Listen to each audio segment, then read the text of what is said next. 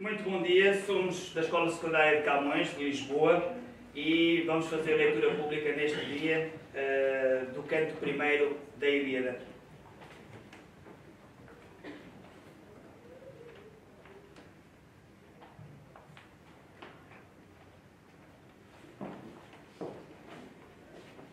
Meninae de tea peleai deo Achilleos olumene, querui acaiois alge etteke, polas dictimus psychas aidi proiapsen eroon, autus de eloria teuque cunesin, oinois site passi. Dios deleteito bule, exu de ta prota diasteten erisante, atreides te anaxandron, cae Dios Aquileus.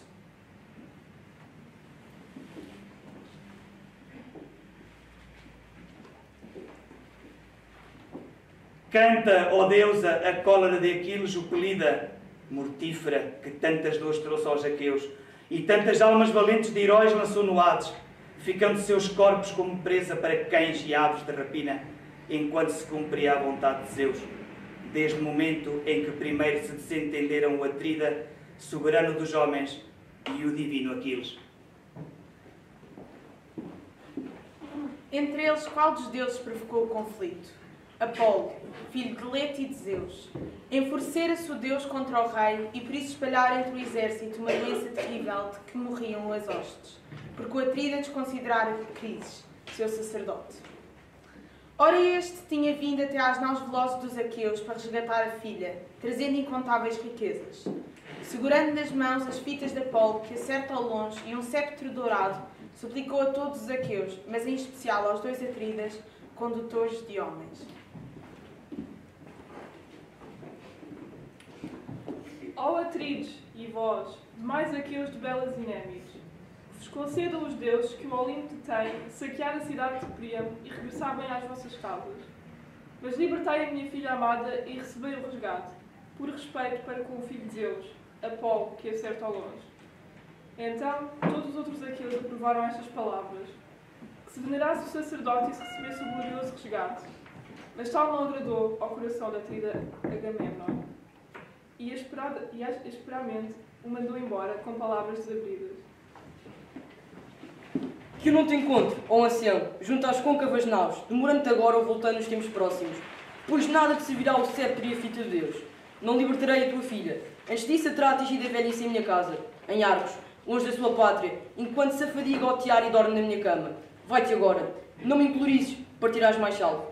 Assim falou. Andou, trouxe o ancião e obedeceu ao que fora dito. Caminhou em silêncio ao longo da praia do mar amargulhante, e depois, de se ter afastado para longe, rezou o ancião ao soberano Apolo, que leque belos cabelos deu à luz.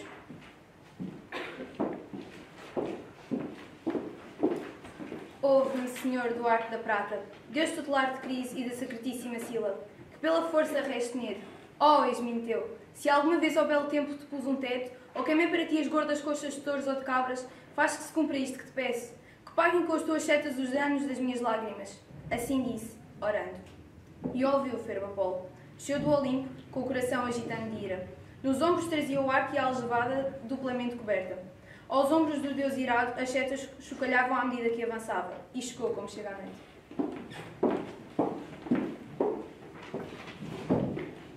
Depois sentou-se à distância das naus e disparou uma seta. Terrível foi o som produzido pelo arco de prata. Primeiro atingiu as mulas e os rápidos cães, mas depois disparou as setas contra os homens. As piras dos mortos ardiam continuamente. Durante 9 dias, contra o exército, voaram os disparos do deus. Ao 10º dia, Aquiles convocou a hoste para a assembleia. Fora isso que lhe colocara no espírito a deusa Hera de alvos braços, pois sentia pena dos dânaos, porque os via morrer. Assim que se encontraram todos reunidos, levantou-se para lhes falar Aquiles de pés velozes. Atrida, julga agora que seremos obrigados a regressar e voltar frustrados a casa. Isto no caso de fugirmos à morte. Se ao mesmo tempo a guerra e a doença dizimam os aqueus, mas agora interroguemos alguma vidente ou sacerdote, ou um intérprete de sonhos. Também os sonhos vêm de Zeus. que nos indique por que razão se encolorizou Febe Apolo, se por causa de promessa ou de hecatombe nos censura, na esperança de que aceite o sacrifício de ovelhas e cabras imaculadas e que assim afaste de nós a pestilência. Tendo assim falado, voltou a sentar-se. Entre eles se levantou então Calcas, filho do testor, de longe o melhor dos adivinhos. Todas as coisas ele sabia, as que são, as que serão e as que foram. Guiara até Ilion, as naus dos aqueus, graças aos vaticínios que lhe tinham sido concedidos por Febe Apolo. Bem intencionado, assim se dirigiu à Assembleia. Mandas-me explicar, ó Aquiles dileto de Zeus, a ira do soberano Apolo que acerta ao longe. Por isso falarei, mas tu deverás refletir e jurar que me defenderás com as tuas palavras e as tuas mãos. Pois sei que encolorizarei certo homem, aquele que rege, poderoso, os erguidos e a quem obedecem os aqueus.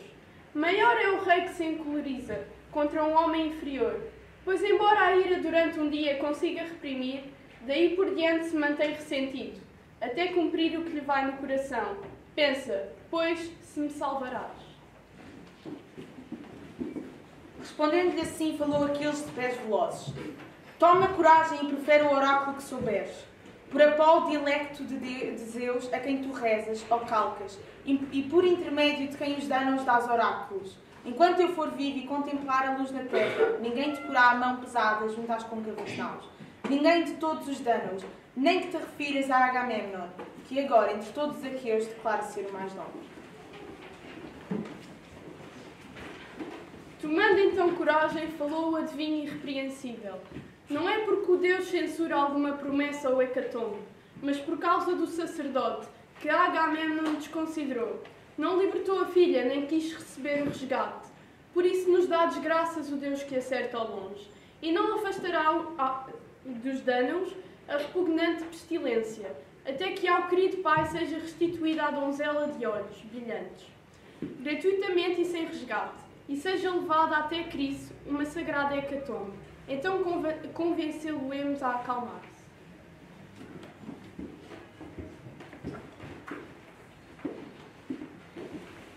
Tendo assim falado, voltou a sentar-se. Entre eles levantou o herói, filho de Atreu, Agamemnon, de vasto poder, irritado. Tinha o coração cheio de negra raiva e os olhos assemelhavam-se a fogo faiscante. Com olhar nefasto, foi a Calcas que primeiro dirigiu a palavra. Adivinho de desgraças, é meu benefício e nunca tu profetizaste. Sempre te a cara ao coração profetizar sentimentos, mas uma palavra benfazeja nunca foste capaz de proferir ou fazer cumprir. Agora estás a vaticinar no meio de Danaus, dizendo que é por causa disto que o Deus lhe traz desgraças, porque, pela donzela Criseida, eu não quis aceitar o glorioso resgate, visto que decidi, em vez disso, ficar com ela em minha casa. Prefiro a Clinestra, minha esposa legítima, pois em nada lhe é inferior, nem de corpo, nem de estatura, nem de inteligência, nem nos labores. Mas, apesar disso, restituí-lhe, se for por isso, a coisa melhor. Quero que o povo seja salvo, de preferência a que pareça, mas preparai para mim outro prémio, para que não seja só eu entre os vivos que fique sem prémio, pois tal seria indecoroso. Pois vedes todos vós, como o meu prémio vai para outra parte. Respondendo, assim falou o divino Aquiles de pés velozes. Gloriosíssima Atrida, o mais ganancioso de todos os homens, como podem dar-te um prémio os magnânimos aqueus? Nada sabemos de riqueza que jaza no fundo comum, mas os despojos das cidades saqueadas foram distribuídos, e seria indecoroso tentar reaver tais coisas junto do povo. Pela tua parte, deverás cedê-la, como manda ó Deus, e nós aqueus daremos 3 e 4 vezes a respectiva recompensa, quando Zeus nos conceder saquear Troia de belas muralhas. Respondendo-lhe, assim falou o poderoso Agamemnon.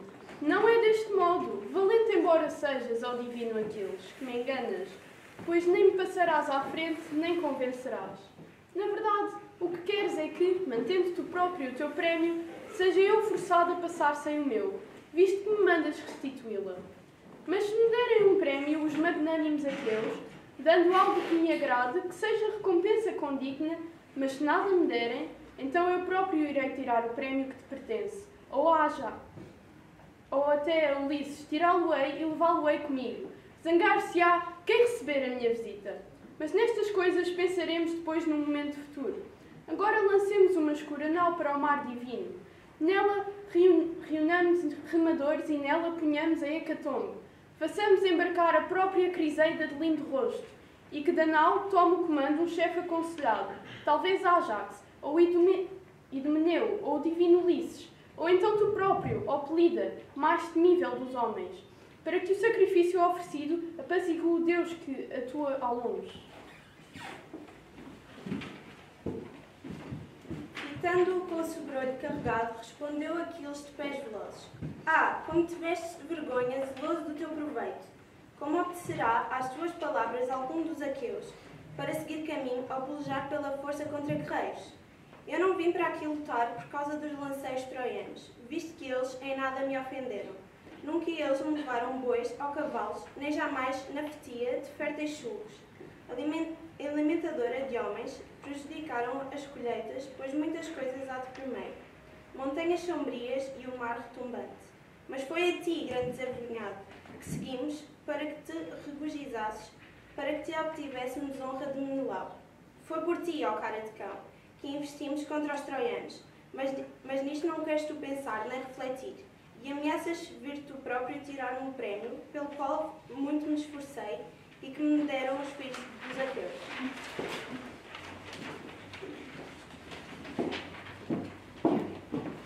Nunca recebeu prémios como os teus. Quando saquei os aqueus, uma das cidades bem habitadas dos troianos. A maior pressão da guerra impetuosa tem a minha mão de aguentar. Mas quando chega o momento da distribuição, és tu que ficas com o prémio melhor. E eu volto para as naus com pouca coisa, mas que me é querida, depois de me ter cansado a combater. Mas agora voltarei para a Fetia, visto que é bem melhor regressar a casa com as naus recurvas, pois não estou disposto a ficar aqui, desonrado, acumulando para ti tesouros. A ele deu resposta Agamemnon, soberano dos homens. Foge, pois, se é isso que o coração te impele a fazer. Não te peço que fiques por minha causa. Junto de mim, outros há que me honram, sobretudo Zeus, o conselheiro. De todos os reis criados por Zeus, és para mim o mais odioso. Sempre te são gratos os conflitos, as guerras e as lutas. Se és excepcionalmente possante, é porque um Deus tal te concedeu. Vai-te para casa com as tuas naus e com os teus companheiros, régios mirmidões, pois de ti não quero saber, nem me interessa a tua ira. E deste modo te ameaçarei, uma vez que Febo Apolo me arrebata a Criseida, mandá-la-ei embora numa das minhas naus e com companheiros meus. Mas irei depois à tua tenda buscar Briseida de lindo rosto, essa que te calhou como prémio, para que fiques bem a saber quanto mais forte que tu eu sou. Que doravante a outro repugne declarar-se meu igual e comparar-se comigo na minha presença. Assim falou, mas uma dor se apoderou de Pelida, cujo coração no peito hirsuto se dividia no que haveria de pensar. Ou desembainhar de junto da coxa a espada afiada e dispersar a assembleia matando o atrida, ou antes acalmar a ira e refriar o coração. Enquanto isto pensava, no espírito e no coração, tirando a espada da bainha, chegou a tenda vinda do céu. Mandara a deusa Hera de alvos braços, pois a ambos ela estimava e protegia no seu coração. Postou-se atrás dele e agarrou no louro cabelo do Pelida, visível apenas para ele. Nenhum dos outros a viu. Espantou-se Aquiles ao voltar-se para trás e logo reconheceu Paula Atenas, cujos olhos faiscavam terrivelmente. E falando, dirigiu-lhe palavras apetrechadas de asas. Por que aqui regressas, ó filha de Zeus, detentor de Égide? Será para veres a insolência do átrida Agamemnon? Mas isto te direi, coisa que penso vir a cumprir-se, é pela sua arrogância que depressa perderá a vida.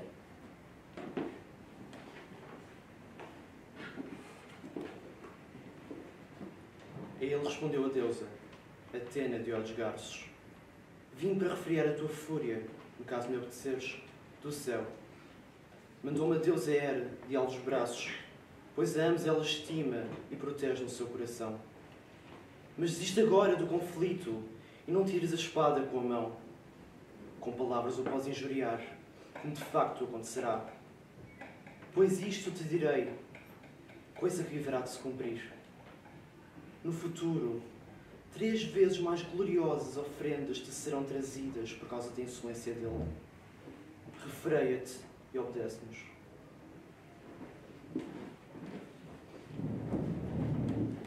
Respondendo-lhe assim, falou Aquiles de pés velozes.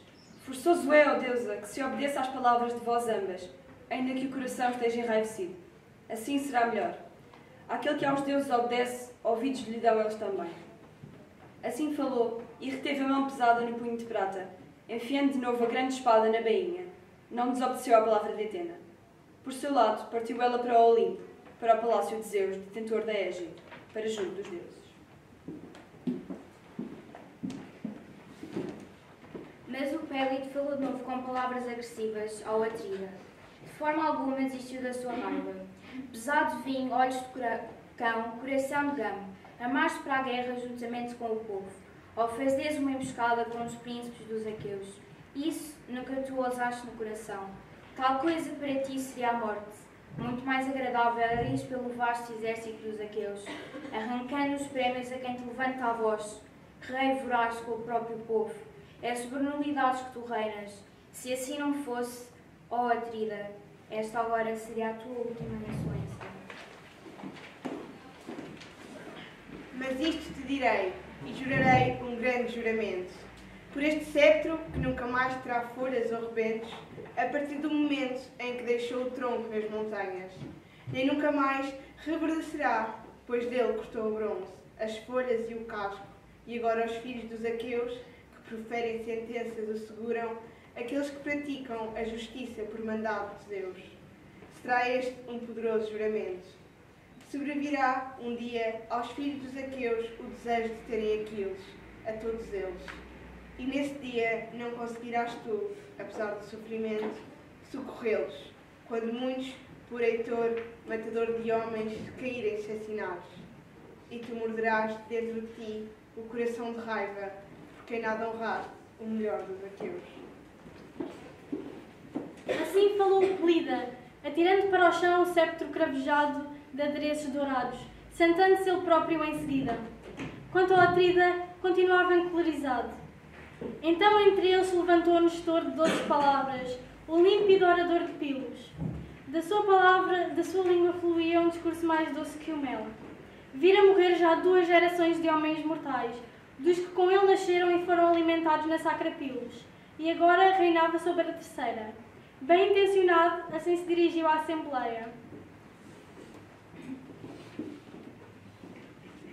Ah, como é grande a desgraça que a Acaia sobreveio. Na verdade, se regozijaram Príamo e os filhos de Príamo, e todos os outros troianos se alegrariam no coração, se soubessem de todo este conflito entre vós ambos. Vós, que entre os dândanos sois celsos no conselho e na luta. Ouvi-me, sois ambos mais novos do que eu, pois já eu com homens mais valentes que vós me dei, e nunca esses me desconsideraram. De resto, nunca homens assim eu alguma vez jurei.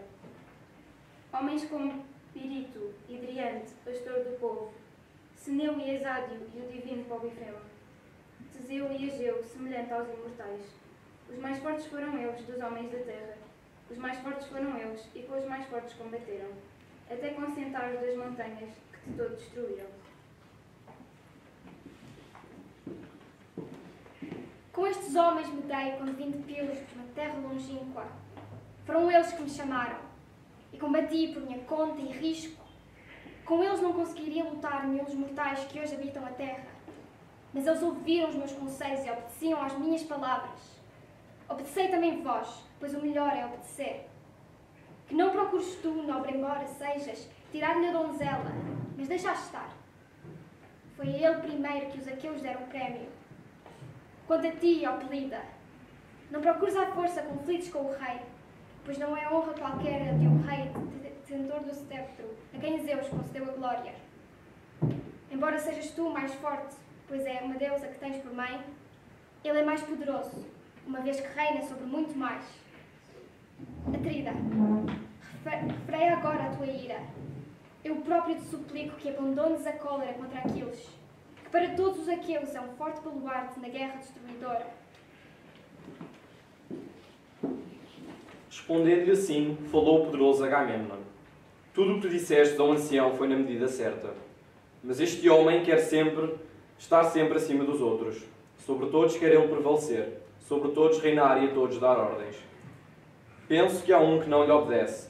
Se um guerreiro fizeram os deuses, que são para sempre, é por isso que o incentivam a proferir injúrias.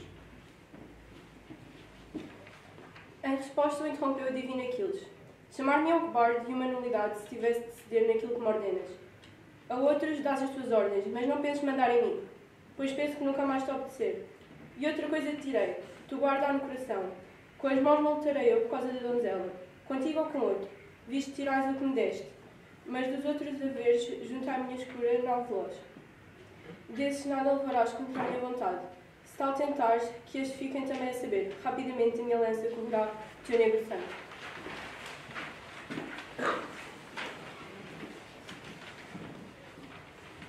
Assim que pararam de se injuriar com palavras violentas, dispersaram a assembleia junto às naus dos aqueus. O Pelida dirigiu-se às suas tendas e às suas naus bem proporcionadas, com Patroclo, filho de Menécio, e com os outros companheiros. Por seu lado, o Átrida fez lançar ao mar uma nau veloz. Escolheu 20 remadores e fez embarcar a Hecatombe para o deus, assim como Criseida de lindo rosto. Como comandante foi Ulisses de Milardis. Tendo embarcado, navegaram estes pelos caminhos aquosos. Mas o filho de Atreu ordenou às hostes que se purificassem. Eles purificaram-se, atirando a sujidade para o mar. E a Apolo ofereceram imaculados hecatombes, de touros e cabras junto à orla do mar, nunca vindimado. Ao céu chegou o aroma, rodopiando por entre o fumo. Entre o exército deste modo eles se esforçavam. Mas Agamemnon não desistiu do conflito com que ameaçara Aquiles, mas dirigiu-se a Taltíbio e Euríbato, que eram seus arautos e seus ágeis escudeiros. E de agora até à tenda de Aquiles, filho de Peleu, e trazei pela mão Briseida de lindo rosto.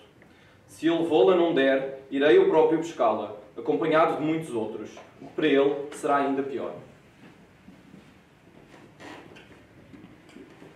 Assim dizendo, despediu-os. Impôs-lhes uma forte palavra. Eles caminharam contrariados pela orla do mar nunca vindimado e chegaram às tendas e às naus de Mirmidões. Encontraram-no junto da tenda, junto da nau escura, sentado, e ao vê-lo não se alegrou Aquiles. Mas ambos ficaram espantados, em pé, com medo do rei, e não lhe dirigiam a palavra nem o interrogaram, mas ele sabia bem, no seu coração, e assim disse: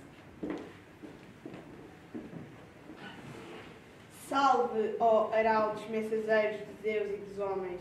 Aproximai-vos, não sois vós os culpados, mas Agamemnon. Pois bem, trá-la cá, ó Patroclo criado por Zeus, e dá-la a eles para a levarem. E que sejam eles testemunhas perante os deuses bem-aventurados e os homens mortais, e perante esse rei tão áspero no caso de doravante, surgir a necessidade de o afastar dos outros da desgraça, pois ele ferve de raiva no seu espírito mal intencionado, e não sabe olhar bem para trás e para a frente, de modo a que os aqueus combatam a salvo junto às naus.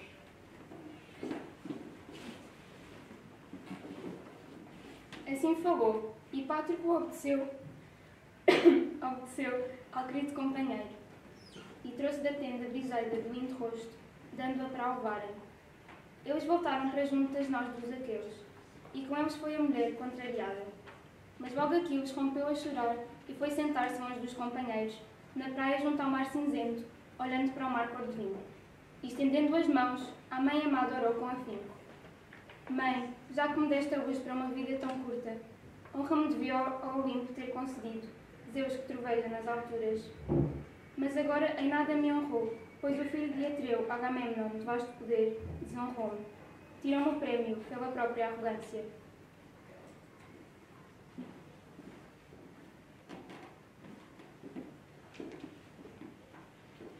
Assim falou, vertendo lágrimas. E ouviu a excelsa mãe, sentada nas profundezas do mar, junto ao ancião, seu pai. Rapidamente, como a bruma, emergiu do mar cinzento. Sentou-se à frente do filho, enquanto vertia lágrimas, e acariciou-o com a mão. Depois, falou-lhe pelo nome e disse: Meu filho, por que choras? Que dor te chegou ao espírito? Fala. Não escondas o pensamento. para que ambos saibamos.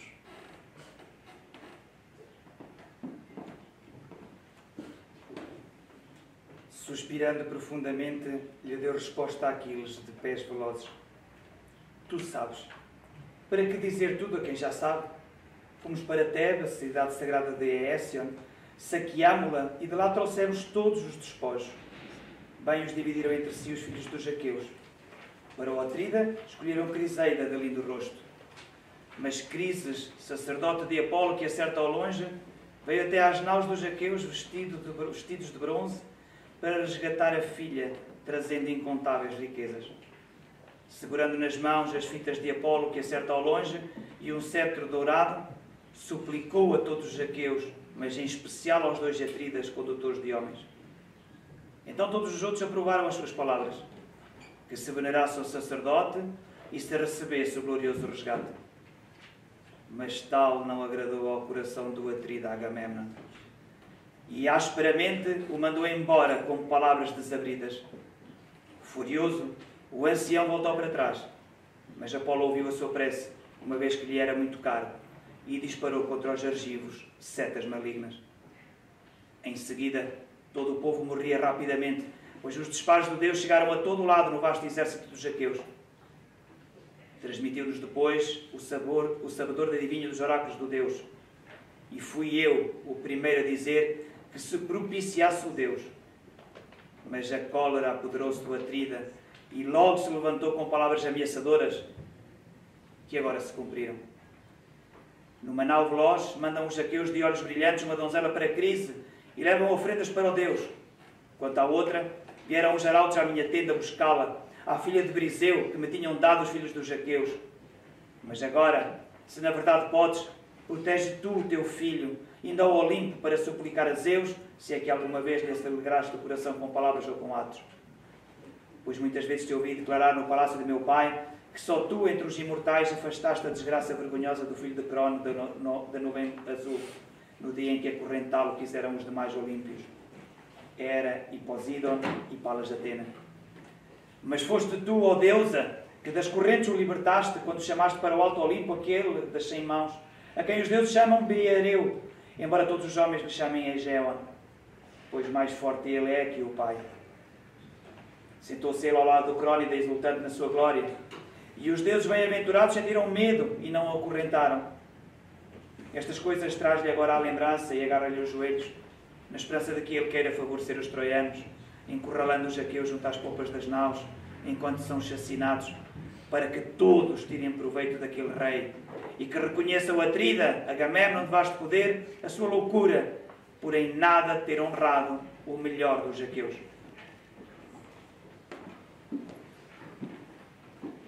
Vertendo lágrimas, respondeu então Tétis: Ah, meu filho, porque dei à luz, amaldiçoado e te criei. Quem me dera que junto às naus estivesse sentado sem lágrimas e sem sofrimento, visto que curta é a tua vida, sem duração. Agora será rápido o teu destino, e mais do que todos os outros sofrerás. Para um fato cruel te dei à luz, no nosso palácio. Dizer esta tua palavra a Zeus, que com trovão se deleita. Irei, pois, até ao Olimpo, coberto de neve, talvez ele me ouça. Mas fica tu agora junto às naus velozes na tua ira, contra os aqueus, e completamente abstém da refrega.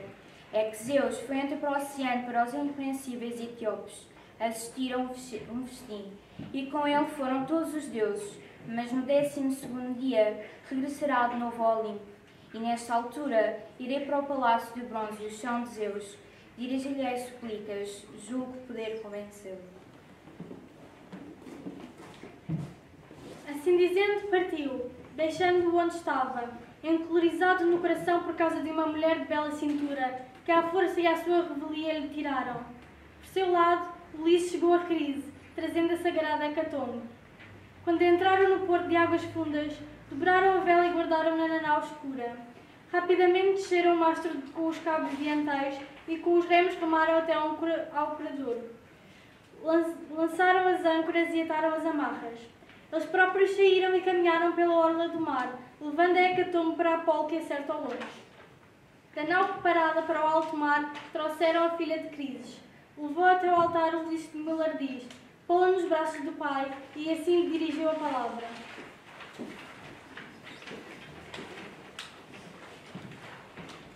Manda-me, ó Crises, Agamemnon, soberano dos homens, restituir-te a tua filha e oferecer a Febo uma sagrada hecatombe, em nome dos Dânaos, para que propiciemos o soberano que contra os argivos muito sofrimento lançou.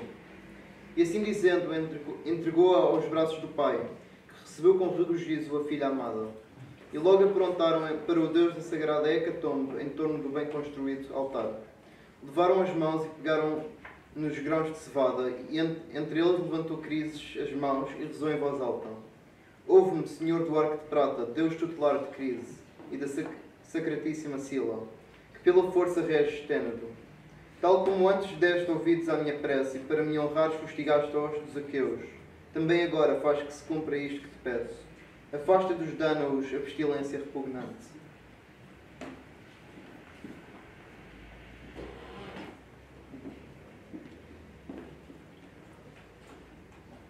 Assim disse, orando, e ouviu Febo o Apolo. Depois que rezaram e tiraram os grãos de cevada, primeiro puxaram para trás as cabeças das vítimas, e depois as degolaram e esfolaram. Cortaram as coxas e cobriram-nas com dupla camada de gordura, e sobre elas colocaram os pedaços de carne crua. O ancião queimou-as nas achas, e por cima verteu vinho frisante. Junto dele, os jovens seguravam garfos de 5 dentes. Queimadas as coxas, provaram as vísceras, cortaram o resto da carne e puseram-na em espetos. Assaram-na com cuidado e dos espetos atiraram. Quando puseram termo ao esforço de preparar o jantar, comeram e nada lhes faltou naquele festim compartilhado. Mas quando afastaram desejos de comida e bebida, vieram mancebos encher até cima as taças de bebida. Vertidas as libações, serviram-nas a todos. Durante todo o dia, apaziguaram com cantos o Deus, entre o belo Pean, os mancebos dos aqueus, cantando em honra dos deuses, que atuou ao longe, que no seu espírito se deleitou a ouvi-los. E quando se pôs o sol e sobreveio a escuridão, foram todos deitar-se junto às polpas das naus. Quando surgiu a que se desponta a aurora de róseos deles, regressaram então para o vasto acampamento dos aqueus. Enviou-lhes um vento favorável Apolo, que atuou ao longe. Levantaram o mastro e alçaram as brancas velas. O vento inchou e o centro da vela e as ondas de púrpura cantaram em redor da nau em movimento, que por cima das ondas apressava o seu caminho. Quando chegaram ao vasto acampamento dos aqueus, arrastaram a escura nau para a terra firme, para cima da areia da praia, alinhando por baixo o equipamento. Eles próprios se dispersaram por entre as tendas e as naus. Porém, na sua ira, estava sentado junto às rápidas naus, o filho de Peleu, criado por Zeus, Aquiles de pés velozes. Recusava-se a partir para a Assembleia ou a partir para a guerra, mas gastava o próprio coração ali, permanecendo, embora desejasse o grito de guerra e a refrega. Foi quando sobreveio a 12ª aurora que para o Olimpo regressaram os deuses que são para sempre, todos juntos, e foi Zeus a liderá-los. Não olvidou Tétis os pedidos de seu filho, mas emergiu de manhã cedo da onda do mar e subiu ao resgate do céu, ao Olimpo. Encontrou Zeus, que vê ao longe, sentado longe dos outros, no píncaro mais elevado do Olimpo de muitos cumes. Sentou-se junto dele e com a mão esquerda lhe agarrou os joelhos, enquanto com a direita o segurava sob o queixo. Em tom de súplica, dirigiu a palavra a Zeus, Crónida soberano. Zeus Pai, se entre os imortais alguma vez te auxiliei, com palavras ou atos, faz que se cumpra esta minha prece. Honra o meu filho, aquele que acima de todos os outros está destinado a vida curta. Pois agora Agamemnon, soberano dos homens, o desonrou, tirando-lhe o prémio pela arrogância. Mas mostra-lhe tua recompensa, ó conselheiro Zeus Olímpio. Concede a primazia aos troianos, até que os aqueus honrem o meu filho e lhe paguem com honraria de vida. Assim falou, mas não me deu resposta a Zeus, que comanda as nuvens. Ficou sentado durante muito tempo em silêncio, mas Tétis, de modo que lhe agarrara os joelhos, desse modo continuava sem o largar, e novamente lhe falou, tomando a palavra pela segunda vez. Com verdade, me prometo o que te peço e inclina a cabeça, ou então recusa, pois nada há que te cause receio. Para que eu saiba, bem como de todos os deuses, sou aquela que menos honra recebe.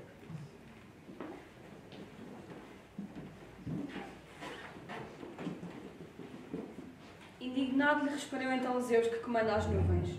É triste o trabalho em que me lanças para entrar em conflito com Hera, quando ela me provocar com palavras injuriosas. Entre os deuses imortais está ela continuamente a censurar-me, porque afirma querer eu beneficiar os troianos na refrega. Mas tu agora deverás de novo retirar-te, não vai Hera reparar que aqui vieste. Refletirei sobre como cumprir estas coisas. Inclinarei agora a cabeça para ti, para que acredites, pois da minha parte é esta a maior garantia entre os imortais.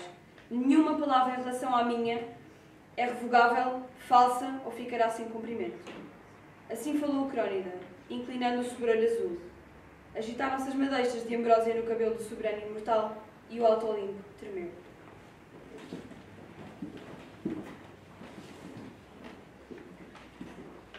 Depois de assim se terem aconselhado um com o outro, saltou ela do fulgurante Olimpo para o mar profundo. Zeus foi para o seu palácio. Todos os deuses se levantaram dos seus assentos à entrada do pai. Nenhum ousou esperar que ele se aproximasse, mas todos se levantaram. Em seguida sentou-se ele no seu trono. Porém, a Hera não passou despercebido, que com ele se aconselhara Tétis, dos pés prateados, filha do verde do mar. Logo falou a Zeus Crónida com palavras mordazes. Quem dos deuses, pensador de enganos, contigo se aconselhou? Sempre é caro manter-te afastado de mim, judiciando coisas pensadas em segredo. E nunca tu ousaste declarar uma palavra que tens em teu pensamento.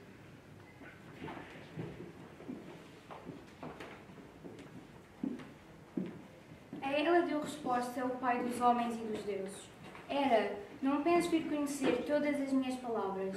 Difíceis elas te seriam, minha esposa, embora sejas. Porém, aquilo que compete ouvir, ninguém o ouvirá. Primeiro pertence ele à raça dos homens ou dos deuses, mas sobre aquilo que eu decido pensar afastado dos deuses, não faças perguntas, nem de modo algum procures saber. A ele respondeu Hera, rainha com olhos de plácida toura. Crónida terribilíssimo, que palavra foste tu dizer? No passado nunca tive o hábito de perguntar ou inquirir, mas sempre descansado pudeste planear bem o que querias. Mas sinto agora um receio terrível, que infelicidade te tenha, Tétis dos pés prateados, filha do vento do mar, pois de manhã cedo se sentou contigo e te lavou os joelhos. E a ela julgo eu que inclinaste a cabeça em sinal de penhor, em como honrarás aqueles, matando muitos junto às naus dos aqueus.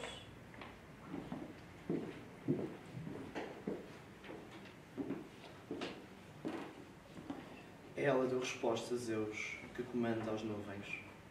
Deus é surpreendente. Sempre coisas imaginas, nunca te escapo. Mas nada tu conseguirás alcançar, e do meu coração ficarás ainda mais longe.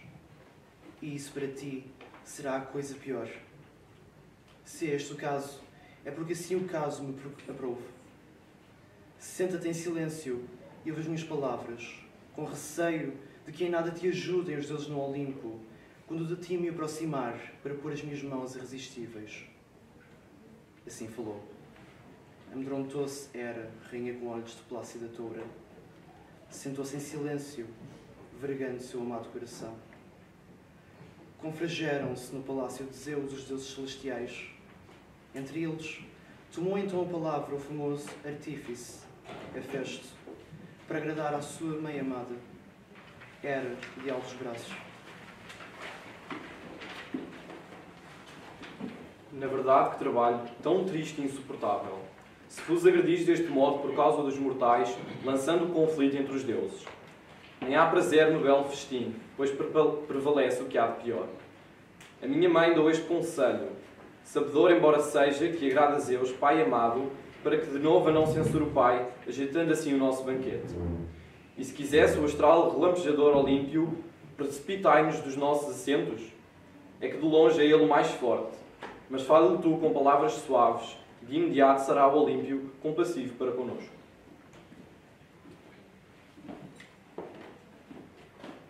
Assim falou.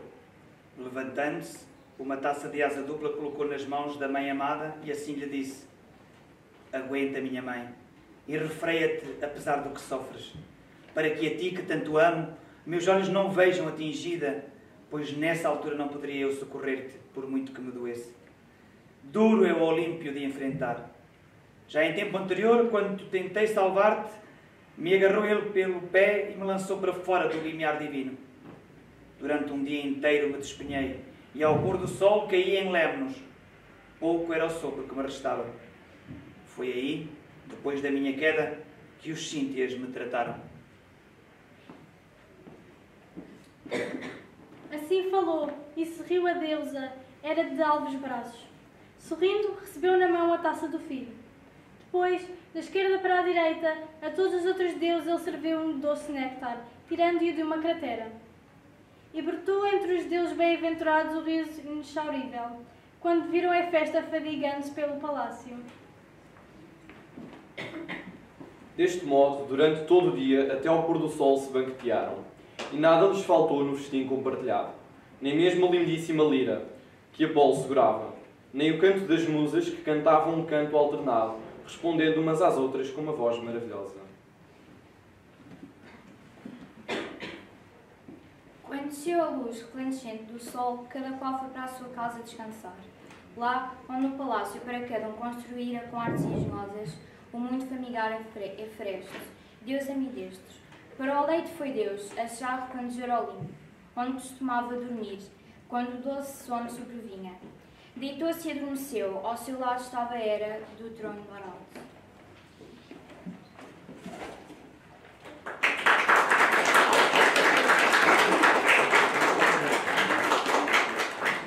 A Ilíada é o primeiro livro da literatura europeia e, sob certo ponto de vista, nenhum outro livro que se lhe tenha seguido conseguiu superá-lo, nem mesmo a Odisseia.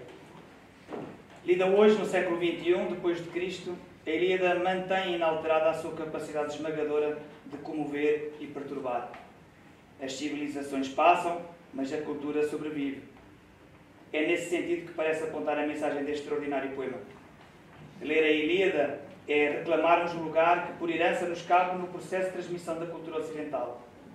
Cada novo leitor acrescenta mais uma etapa, ele mesmo um novo elo dessa etapa. Muito obrigado aos alunos, muito obrigado aos professores,